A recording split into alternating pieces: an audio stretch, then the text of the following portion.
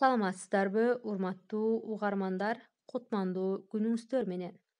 Кыргыз Республикасынын эмгек сиңирген мугалими Гапар Мадаминов агайыбыздын «Ата-энелер сиздер үчүн» китебинен биздин бүгүнкү темабыз үй бүлөдө тарбиянын негизги багыттары жөнүндө. Ата-энелер үй бүлөдө балдарынын тарбиясына аз сейтил көңүл буруп, убакыт ажыратып киришсе, ошондо балдары жаш кезинен ар тараптан төп келишкен адам болуп чоңоет.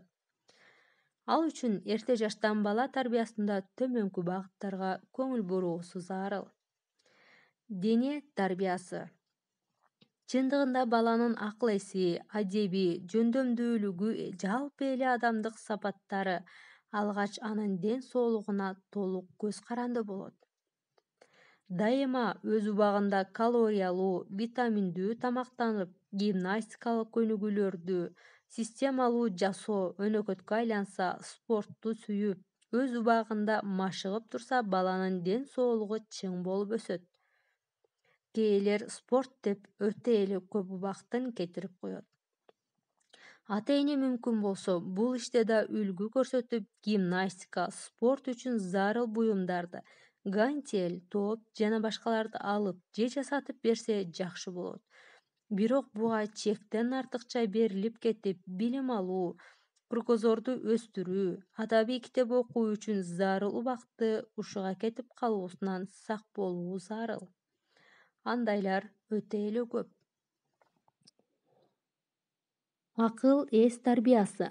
Сезимин өстүрүп, акыл эс тарбиясына маани берүү. Акыл эс тарбиясынын негизги максаты баланын ой жабытын өстүрүү, сезимталдык, зиректик, тапкычтык, анализдеп, салыштырып, айырмалап, окшоштуруп, корутунду чыгара билүүгө үйрөтүү. Балада эрте жаштан баштап өзүн айлана чөйрөнү, табигатты байкоо, баалоо, таң калуу, эстеп калуу жана башка сапаттарды өстүрүүгө маани берүү. Бул багытта атайын машыгуу жүргүзүү максатка ылайыктуу. Балдардын мектепке ийгиликтүү окуусу, келечекте ишмердүүлүктүн баардык чөйрөсүндө акыл эс чечүүчү мааниге ээ болгондугун эске алып, бул китепте акыл эс тарбиясы, мектеп, китепке, билимге кызыктыруу маселесине көбүрөөк орун бердим. Өзүнчө кеңири сөз болот. Адептик тарбия.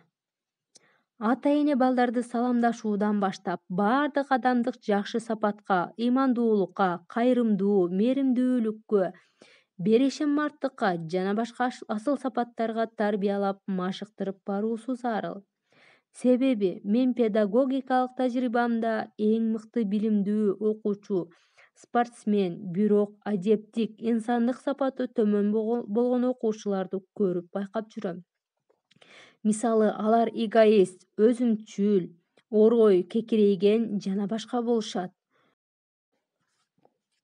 Улуттук эң кымбат байлык анын ыймандык, адептик сапаты, деп улуу жазуучу Чернышевский жазгандай, ар бир адамдын эң кымбат сапаты анын ыйманы. Бул жөнүндө үй бүлөдө эрте жаштан балдарга үлгү, мисал менен түшүндүрүп, тарбиялап баруу зарыл. Балдарды уялуу, ийменүү, ыраазы болуу, ыраазы кылуу, рахмат айтуу, кечирим суроо, өзүн, башкаларды сыйлоо, түшүнүү жана башка асыл сапаттарга эрте жаштан тарбиялабасак, кийинчерээк кеч болуп калаарын биз педагогикалык тажрыйбадан көрүүдөбүз.